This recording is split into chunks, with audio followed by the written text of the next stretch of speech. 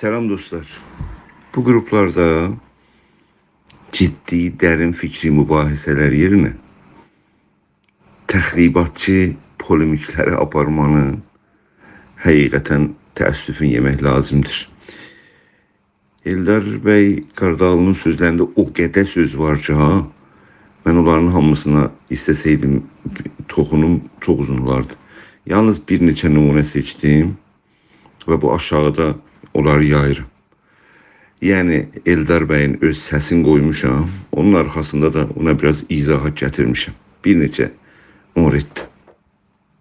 Ümid edirəm bir gün bizim aktivistlərimiz çeşitliliyi, fərqliliyi düşüncə sahəsində hərəkatımızın sıralarında qəbul etsinlər və o sahədə fikri mübahisələr aparsınlar. Yoxsa müxalifləri ya onlarla fərqli düşünənləri xain kimin, düşmənin xidmətində kimin, millətin düşməni kimi qələmə verirsələrsə, yalnız düşmənə xidmət edirlər. Yalnız düşmənə xidmət edirlər. Bu qədər. Çox uzatmaq istəmirəm. Aşağıda bir-bir səsləri yayıram. Hər kim istəsə qulaq assın. Mənim də o danışıqlarım hamısı qalır. Həqiqətən xalqımızın məntiqli düşüncəsinə inanıram və bilirəm ki, uzun müddətdə əqlaniyyət, rasyonalizm, dərin düşüncə və dərin mücadiləni aparanlar bu ağır yoldan keçəcəklər. Çok teşekkür ederim. Dostumuz benim kitabımı geçmişlerde yazdığım Azerbaycan Merkezli Düşünce, Azerbaycan Merkezli Türk Düşünce kitabımı təhrif edip onun adını təhrif ederek, yalan diyerek yazır ki Azerbaycan Merkezli Düşünce. Mən heç bir zaman Azerbaycan Merkezli Düşünce terminine inanmamışam və heç bir zaman da inanmaram. Çünkü mən bir Türkçüyəm. Və Türkçü olduğumda onun özelliğini də əgər düşünərsəm, Azerbaycan Türkçülüyü mənim ideolojiyamdır, mənim ideyamdır və bu ideya əsasında da 500 səhifəlik bir ideolojik kitap yazmışam. Adı da Azerbaycan Merkezli Türkçü Düşünce. Azerbaycan Merkezli Türkçü Düşünce. Selam dostlar. Eldar Qaradağlı bəyin 27 dəqiqə sözlerine baktım. Onların hakkında biraz izahat vereceğim size. Nəinki özümdən difa edeyim. Yox. Eldar bəy Qaradağlını yaxşı tanıyasınız. Ondan ötürdü. Bakın 27 dəqiqə küsür danışıb. Əvvəl 45 dəqiqəsin nəsihəti ki, güya hər kəsin haqqı var fikir desin. Yəni indi hələ biz bilirik ki, hər kəsin haqqı var fikir desin. Amma devamında baxacaq ki, həmən fikir haqqını rəsmiyyəti tanıyan Eldar bəy Qaradağlı necə töhmətlə, qara yaxmaqla, çox qaba yalanlarla mənim dilimdən və mənim ağzımdan o haqqı ki bir saniyə ondan qabaq rəsmiyyət tanırdı, ayağının altında əzməyə çalışır. İndi elə axirdən başlamaq istəyirəm. Mənim bir danışığım var. Azərbaycan mərkəzli düşüncə, yoxsa Türk mərkəzli düşüncə? Yuxarıda yaymışam. Mənim YouTube səhifəmdə də var. Hər kim istəsə ona dinləyə bilər. Orada mən bir teorini araşdırmışam. Milli hərəkatın sıralarında Azərbaycan mərkəzli düşünsək nə olar? Türk mərkəzli düşünsək nə olar? Orada demişəm ki, Azərbaycan mərkəzli düşüncə bir istiqlal tələbanə zehniyyətdən qaynaqlanır və onu Türk mərkəzli düşüncə dediyimizdə necə fəaliyyət edəcəyik, onu orada açıqlamışam. Lütfən hər kim istəsə onu dinləsin. Orada mən Eldar bəy Qaradağlının kitabının adını gətirməmişəm. Heç bir kitabın adını gətirməmişəm. Yalnız iki zehniyyət araşdırmışam. Milli hərəkatımızın içində iki zehniyyət araşdırmışam. Acaba milli hərəkatımız içində Türklerden sonra başka bir millet vardı mesela. Ki Azerbaycan merkezli dediğimde Azerbaycan Ermeni merkezli olacaktı. Azerbaycan Fars merkezli olacaktı. Azerbaycan Kürt merkezli olacaktı. Azerbaycan Türk merkezli olacaktı da. Mənə tənqid edir ki, güya mən onun kitabını tərif eləmişəm ki, deməmişəm Azərbaycan Türk mərkəzli. Azərbaycan mərkəzli hər halda. Yəni mən o danışığımda aktivistlərimiz əgər Azərbaycan mərkəzli düşünürsə də nə olur? Türk mərkəzli düşünürsə də nə olur? Deməmişəm ki, Azərbaycan mərkəzli düşüncədə türklük yoxdur. Olur mu Türkçülük olmasın? Zaten hareket Türkçülüğe dayanan bir harekettir. Ama Eldar Bəy Qaradağlı illa yapışıb ki, mən onun kitabını götürmüşəm, onu təhrif eləmişəm. Yalan demişəm hələ. Bu cümlədə işlədir, yalan demişəm. Lütfen mənim sözlərimi orada qulaq asın. Görün orada mən nədən danışıram. Yəqinim vardı ki, Eldar Bəy Qaradağlı mən nədən danışdığımı başa düşməyibdi. Buna yəni yəqinim var. Orada mənim bəhsim bu deyil ki, Azərbaycan mərkəzli düşüncə güya türklük yoxdur orada. Dəxli yoxdur mövzuya. Metod baxımından Azərbaycanı milli hərəkat içində mərkəz tutmaq və türklüyü mərkəz tutmaq söz konusudur. Və Eldar Bəy tekraren deyir, yox, mənim sözüm budur ki, Azərbaycan Türk mərkəzli. Hatta Azərbaycan mərkəzli olur da. Yəni tam mən analiz etdiyim mövzu. Hərəkatın sıralarında Eldar Bəy kimi insan Azərbaycan özü demişkən Türk mərkəzli düşüncə. Amma mən ona qarşı tənqidi yanaşmışam. Türk mərkəzli düşüncə olursa necə olur deyə onun qarşısına qoymuşam. Yəqinim var ki, Eldar Bəy mənim danışığımı başa düşməyibdi. Orada ki, Azərbaycan mərkəz sözünü eşidib, beyində bir hadisələr olub ki, da başqa şeyləri düşünməyib. Və ona bir reaksiya veribdi. Və düşünüb ki, məni yalançılığa, təhrifə, filana ittiham eləsə, başı qutulacaq, hər zat həll olacaqdır. Amma elə deyildir. Hər kəs bu sözləri eşitdiyində, mənim danışığıma qulaq asanda görəcək ki, orada metodoloji analizidir. Türkçülük, anti-türkçülük filan söhbət deyil orada. Mücadilədə baxış açının metodolojik açıdan araşdırma məsələsidir. Orada türkçü olması ya türkçülük məsələsi sual altına getməyib ki, zaten hərəkat türkçülük əsasında gedir. Həqiqəti sorsanız, Eldar Bəyin tamam danışıqlarında harda ki məni tənqid edir, məni quşquya salır ki, həqiqətən mən danışdığım sözləri kökündən başa düşməyib, ya yox, bilə-bilə bu işi görür. Amma mən Eldar Bəyə bir xidmət edəmək istəyirəm. Tamam danışığımda deməyəcəyim ki, o bilə-bilə bu işi görür. Bilə-bilə təhrif eləyər, təfsir edir mənim fikirlərimi. Bəlkə deyəcəyim ki, mənim sözlərimi başa düşməyib. Onda bir xidmət eləyirəm ona. Başa düşməmək böyük bir eyb deyil. Başa düşmürsən. Amma başa düşürsən, amma onu tərs izah edirsən, yalana qapsanırsan, birini xarab eləməyə, təxribata üz gətirirsən, o çox çirkin bir işdir. Çox alçaq bir işdir. Ona görə bundan belə danışıqlarımda Eldar Bəyi bilə-bilə deyil, başa düşməməsi üçün bu qədər yalan-yulan sözlərin içine yerləşdirmişdir deyə danışacağım. Bu günləri Azərbaycanda sinəsini süpər edib və şovinizmin qabağında dayanan yüzlərlə bizim demək ki, dostlarımız var. Yüzlərlə bizim tutuklumuz vardı. O tutukluların heç biri sizin kimi düşünmür. Bu tutukluların heç biri gəlib İran içində federal demək ki, axtarışında olmaq üçün tutulmayıblar. Bunların %90, tutulanların %90 müstəqil və bağımsız Azərbaycan şüarını verə-verə tutulublar.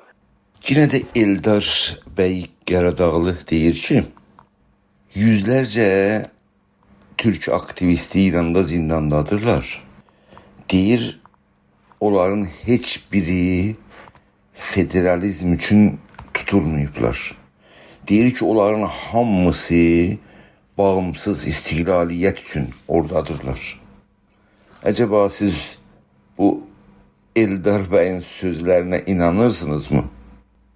Gəlin bir neçə nümunə gətirək. Görə Eldar Bəy Qaradağlı heç İranda olan hadisələrin cərəyandadır mı? Yoxsa zehniyyətini daha çox qapsanıb? Deyir ki, o tutulanların içində heç biri federalizm istəmir. Neçə nəfər yeni Camuhdan tutdular və hərəsinə 8 il zindan verdilər. Cənab Lətif Həsəni, Mehrəli Bəylu Yürüş, ondan sonra Şəhram Radmer, sonra Behbud Qulizadə, Ayə Məhmud Fəzli tutuldular. Hərəsinə 8 il zindan verdilər. Yadınızda, onlar federalistdirlər. Məsələn, Ayə Əkbəri azad. Bir gün içəridə, bir gün işdə. Və ya məsələn, Ayə Həsəni Raşidi. Bunlar federalistdirlər. Ya yine bir sayaq. Varlıq dərgisinin kolli heyəti dövrəbərində olan hər kəs federalistdirlər. Aptam adında, sən gərək yadıma gələ, o zaman İrandaydı bu Cənab-ı Eldar. İranda olanda bir dənə Aptam adında öğrenci təşkilatı vardı. Azərbaycan öğrenci təşkilatları. Orada Aptam adına bir təşkilat kurdular və Aptamın yayınları vardı. Bir dənə özəl yayını vardı federalizm üçün. Mesela unvanı federalizm bilmirəm, 7-8-dən yadımda da deyil. Amma 7-8-dən içində federalizm haqqında məqalə vardı. Yəni kim yazmışdı məqalələri? Bizim aktivistlərimiz, qələm sahiblərimiz, o zaman öğrenciləri yazmışdılar. Ondan sonra Dilmanc dərgisi var. Və Dilmanc dərgisində bir özəl sayı çıxdı. Adı federalizmidir. Yəni özəl sayı federalizmə çıxdı. Bunlar içəridə çıxıb ha. Eşikdən danışmırıq. İçəridən danışırıq ki, siz güya çox xəbəriniz var. Yəni indi də başqa adları saya bilərəm, amma istəmirəm. Fəqət istəyirəm biləsiniz ki, Eldar bəyimiz necə öz dünyasına qapsanıb, özünə bir gözlük vurub, dünyanı o cür görmək istir. Başqa türlü gerçəyi görmək istəmir. Hətta gələcəkdə indi danışıqlarında göstərəcəyim sizə ki, bu necə gerçəklərdən bu insan qaçır. Aktivistlərə deyir, ümid verək yalnız. Dünyadan xəbərləri olmasın, amma ümid verək onlara. Nəticə nə olar? Hər halda, indi bu bölümdə yalnız bir şey işarət etdik. Əcəba tutuqlananlar içəridə hamısı istiqlalçı mı? Mən indi bir nümunələr gətirdim da, özəl nömrə federalizm haqqında çıxıb, yazıb da, qələm sahibləri yazıblar bizimkilər orada, içəridə. Mən istərəm ki, Eldar bəydən içəridə istiqlal haqqında çıxan bir yazı, bir mətləb, bir cüzvə, bir kitab. Lütfən eğer varsa onu bize de göstersin. Kim yazıb onu? Ha vaxt yazılıbdı? Ne zaman nəşr olubdu? Elə bu qrupa qoysun elə bir şey ki, içəridə keçən 30 ildə istiqlaliyyət haqqında bir kitab, bir cüzvə yazılıbdı. Amma mən adını çəkdim yazılanlar. Və tutuqlananların da adını çəkdim. Özdə adlım, yəni hegemonik durumda olan bir şəxsiyyətlərdə olar. Başqaları da var ha, amma orada ad çəkmək istəmirəm. Danışığında deyir ki, federal düşünənlər bir neçə nəfərdilər. Amma indi fiilən bildiyimiz, gördüyümüz aktivistlər, adlım aktivistlərimizin adlarını gördün ki, çəkdiyim adlar və başqa çəkmədiyim adlar. Məsələn, Ayəli Yerzə Sərrafının adı. Bunlar istiqlalçı mı, yoxsa federalist? Ona görə düzgün budur ki, hər kəs öz fikrindən müdafiə edəsin və başqaları əzməyə, xarablamaya çalışmasın. Mən bu hərəkatın içində teorik dərinləşmənin tərəfdarıyam. Amma görürəm ki, Eldar bəy teorik mübahisələri xalqımızla ilgiləndirir. Bu teorik mübahisələrdən xalqın xəbəri yoxdur ki, biz aktivistlərlə danışırıq. Aktivistlərlə danışmalıyıq. Teorik sahədə bu hərəkatı dərinləşdirməliyik. Tənqidi düşüncəni aktivistlərin zehnində yer açmalıyıq. Onlar öz yaşamlarında, mücadilələrində məsələləri dəqiqcə görüb, dəqiqcə seçməlidirlər. Yoxsa hərəkat uğur qazanmaz. Eldar bəy deyir ki, yalnız ümid verəlim. Əgər desəm ki, kim yalnız ümid verdi və hara çatdıq, Eldar bəy üçün heç yaxşı olmaz. Bir düzgün siyasi hərəkət, uğur qazanmağa çalışan və gedən hərəkət fikri və teorik cəhətdən dərinləşməlidir. Özündən müdafiə etməlidir və fikri yaymalıdır millətin arasında. Bu dərinliyi olmursa, o uğur heç zaman əldə olmayacaqdır. Tarixin heç bir yerində, heç bir millət milli azadlıq hərəkatında şuarla, ümid verməklə bir yeri varmayıb. Amma bilinclə, maarifləşməklə, təşkilatlaşmayla, meydani hərəkət yaratmaqla, toplumda siyasi dalgalar yaratmaqla həm ümid qazanıblar, həm uğur qazanıblar. Ümid sözlə deyil, ümid qazancla əldə olar.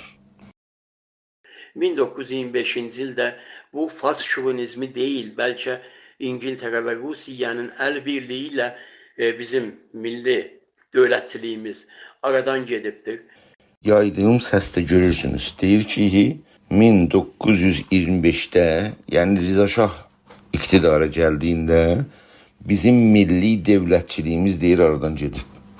Diqqət edirsiniz. Yəni Qacar dövləti güya bizim milli dövlətimizmiş deyə ələ alır. Eldar bəydən sormaq lazımdır ki, Qacarlar nə zamanla bizim milli dövlətimiz oldu, bizim xəbərimiz olmadı? İranın qanun əsası nə zaman yazılıb? Birinci qanun əsası, anayasa İranda nə zaman yazılıb? Qacar devrində yazılıb, deyilmi? Fars dilində yazıb ya Türk dilində yazıb?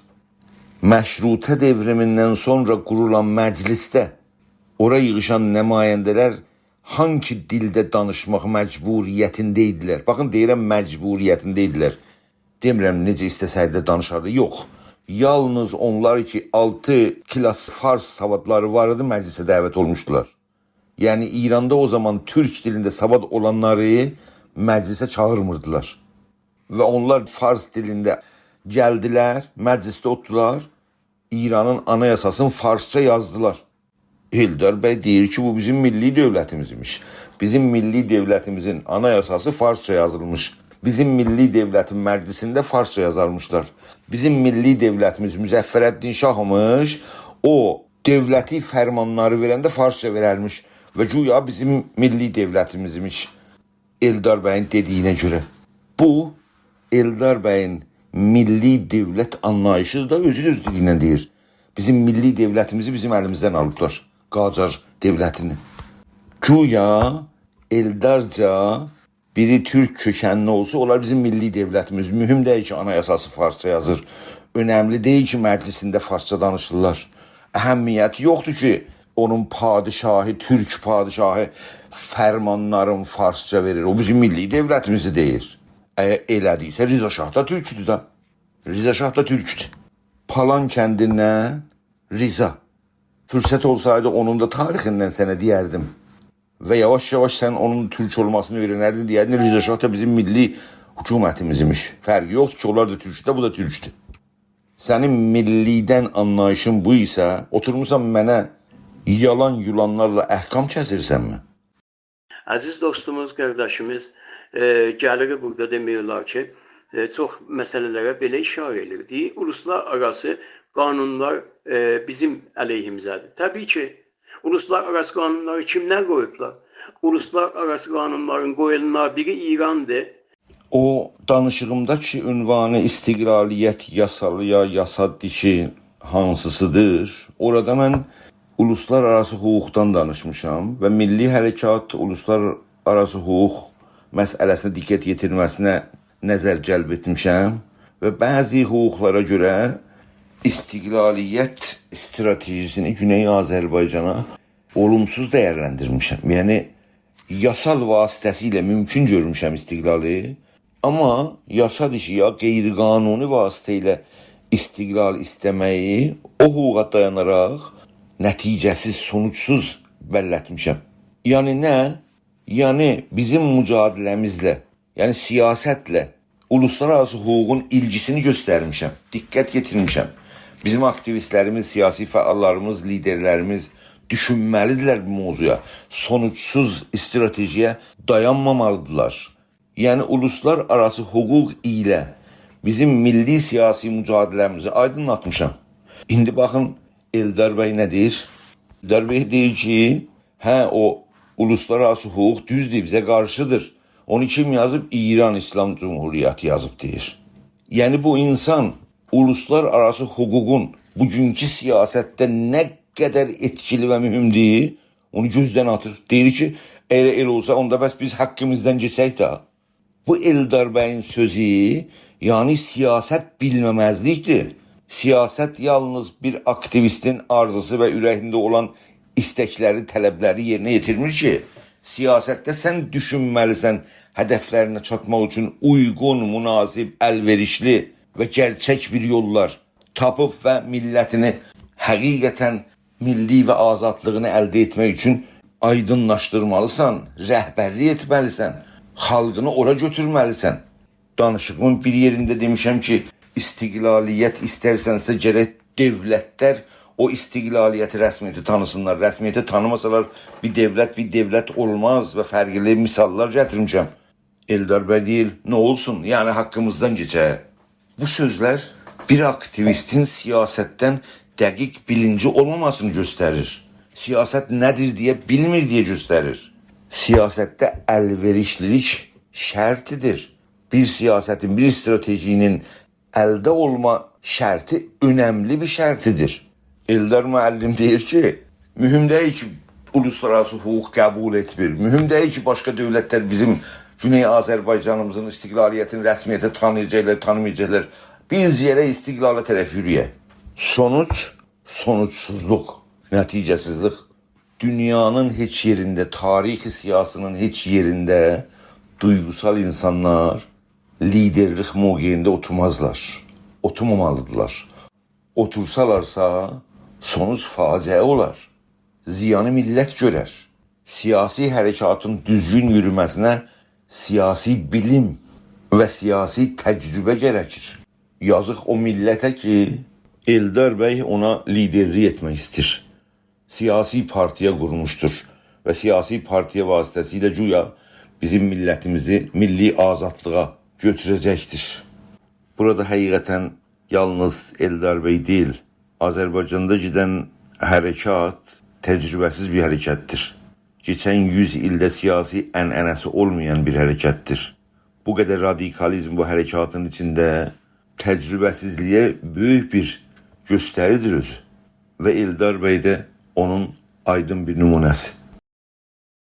Bəzi dostlarımızın dediyinə görə, federalçı dostlarımızın dediyinə görə güya ki, demək ki, İran anayasasında bizə heç haqqı hüquq bilməyiblər, tanımayıblar, ona görə də bizim istiqlaliyyət istəməyimiz əbəsdir.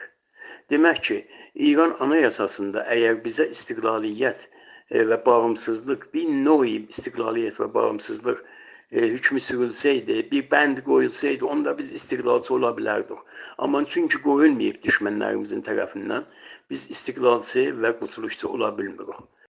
İnanabilirsiniz, bu sözləri Eldar bəy mənə deyir ki, ya federalçılara deyir ki, bir bənd qoymamışlar.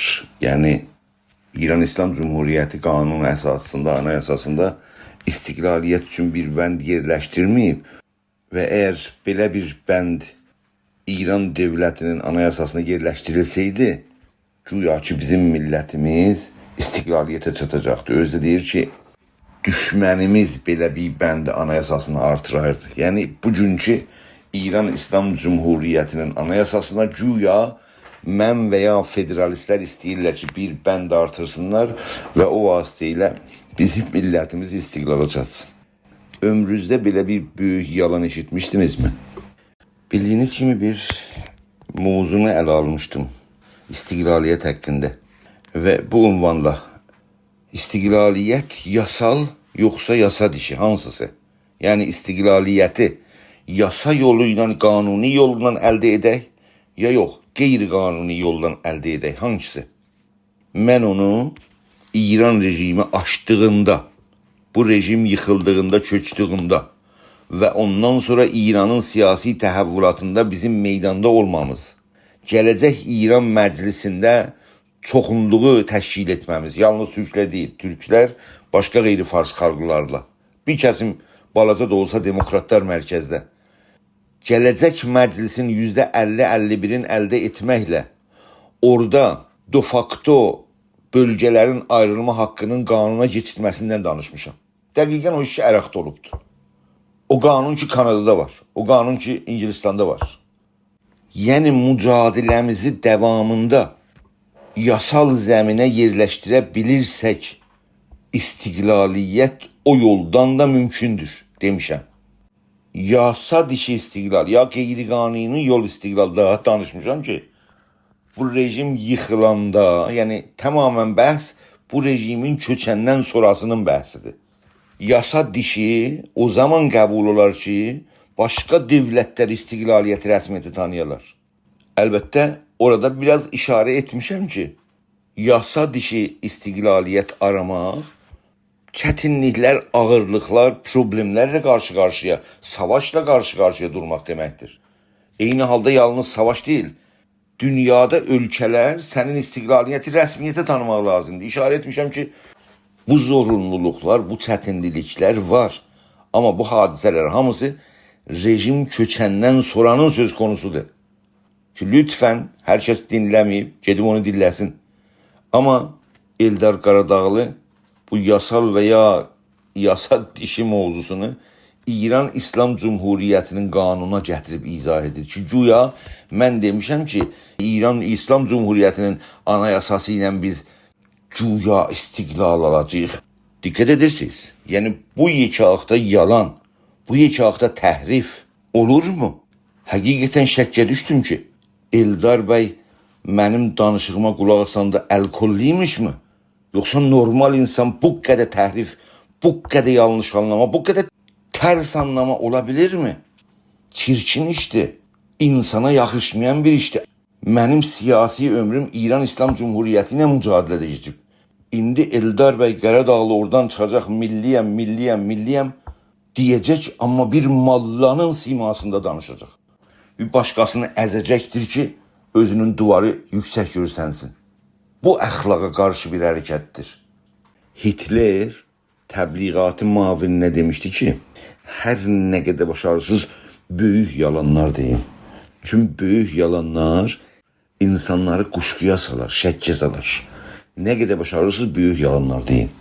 İndi siz Eldar bəyin, bizim federalistlərin, İran İslam Cumhuriyyətinin qanunu əsasında bir bənd artırıb ki, bizim millətimiz onunla istiqlala çatacaq deyə bizim ağzımıza qoyması, o Hitlerin mavininə sifariş edən o ən böyük qaba yalan deyilmi? Bunu bildiyimizdə Eldar bəy Qaradağlı nəyin arxasında, nəyin peşində? Yalnız təxribat aparma. Yalnız qarşısında olan fikri rəqibini ayaq altına qoyub əzmə. Bu nə insaniyyətə, nə əxlaqa, nə demokratik siyasətə uyğun deyil. Bu yalnız o Hitlerin mavininə sifariş elədiyi tövsiyədir. Nə qədər bacarırsan, o qədər böyük yalanlardır. Çeçenləri gəlib demək olar ki, Azərbaycan Türk milləti ilə müqayisə etmək hansı mənanı ortaya qoyur burada? Kürdləri gəlib Azərbaycan Türk milləti ilə müqayisə etmək hansı anlamı daşıyır burada? Bəs niyə biz özümüzü gəlib demək olar ki, dünyanın ən iri, ən diri, ən güclü qüvvələri kimi təsdiq və təbliğ etmirik? Mən o danışdığım istiqlaliyyət, yasal və ya yasa dişi mövzusunda fərqli milli hərəkatı ələ almışam. Çəçənləri bir savaşçı millət kimi və sonra Kürdlərin təcrübəsini ələ almışam. Eldar Qaradağlı gəlib deyir ki, nə üçün bizim millətimizi çəçənlərlə qiyas edirsən və ya Kürdlərlə qiyas edirsən? Yəni, zənn edib ki, mən çəçənlərin milli mücadiləsinin təcrübəsini ələ almaqla, Kürdlərin milli mücadiləsini ələ alıb onların təcrübəsini istifadə etməkdə güya bu millətləri qiyas etmə qəsdim vardır. Yəni birim böyük millət, birim balaca millət və halbuki Azərbaycanda, Güney Azərbaycanda gedən Türk milli hərəkatı bir milli hərəkətdir. Bu milli hərəkət uğur qazanmaq üçün dünyada və hətta tarixdə gedən milli hərəkətləri bir-bir ələ almalı, dəyərləndirməli, təcrübələrini bilməli və o təcrübələrdən Güney Azərbaycanda bu hərəkatın düzgün gedişatına istifadə etməlidir.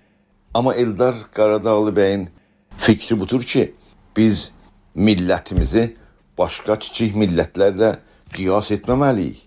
Niyə çeçenlərlə qiyas edirik? Dikkat edirsiniz. Resmen çeçenlərə qarşı bir ırqçı zehniyyət daşıyır. Çeçenləri küçümsəyir. Nə demək yəni çeçenləri küçümsəmək? Milli mücadelələrin hamısı bizim üçün önəmlidir. Hamısının təcrübəsindən istifadə etməliyik. Bir dərin və geniş vasitədə analiz etməliyik. Çeçenlər o millətdirlər ki, Rus ordusunun qarşısında canla qanla savaşıblar. Eldar bəy oturub burada o milləti küçümsəməklə məşğuldur. Və deyir ki, niyə bizim millətimizi ən güclü və ən dəyərli bir millət kimi təsdiq və tətbiq etmirsiniz? Yəni, bizim millətimiz bir fəlakət durumda ola-ola, bir daxili istimar siyasətinə məruz qalmış ola-ola, əzilmiş bir xalq kimi yaşadığı halda Eldar bəy deyir, ən güclü millət kimi göstərməliyik. Bu zehniyyət gerçəkliğə, məntiqli bir əqlə uyarmı? Bizim millətimiz zülm altında olurkən, məzlum bir durumda olurkən, onu çox güclü göstərmək nəyin nişanəsidir? Gerçəklərdən qaçma və bir də başqalarına bu siqnalı göndərmə ki, deyəcəklər ki, bunların siyasi liderlərindən Eldar bəy Qaradağlı deyir ki, bu çox güclü millətdir. Güclü millətdir isə problem nədir burada? Bir güclü millətin hangi problemi ola bilər ki?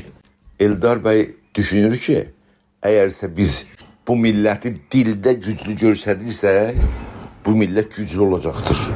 Halbuki bu güclü göstərmək başqalarının bu xalqın vəziyyətini dərk eləməkdə caydırır, zehniyyətin dəyişir. Güclü millətdir deyir. Güclü millətin problemi olmaz deyir. Amma Eldar bəy güclü millət dediyimizdə çox israr edir. Bu yəni ideolojik taxıntı. Bu millətə ziyan verici bir zehniyyətdir. Millətə uygulanan zülmü gizlətmək deməkdir. Örtbasır eləmək deməkdir.